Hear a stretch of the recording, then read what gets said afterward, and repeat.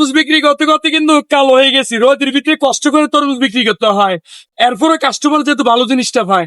আমার ভাই এই তরমুজের নিচে এখন বলতেছে কাইটে চেক করে দিতাম।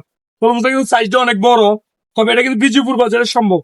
কাইটে দিচ্ছি, কেমন হয় দেখাচ্ছি, সাথে থাকো। কাজগুলো হচ্ছে বেরো করো। হ্যাঁ আঙ্কেল কাটবে, সুন্দর চার গুলো চেক করে কাটবো।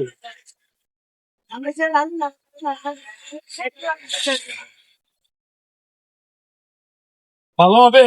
হ্যাঁ ভালো।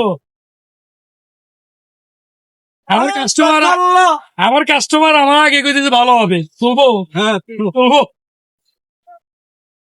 পেশাল্লাহ মাশাআল্লাহ, সিরিয়াই হচ্ছে নাই। মাশাআল্লাহ, অনেক ভালো তরমুজ। রে পেশাল্লাহ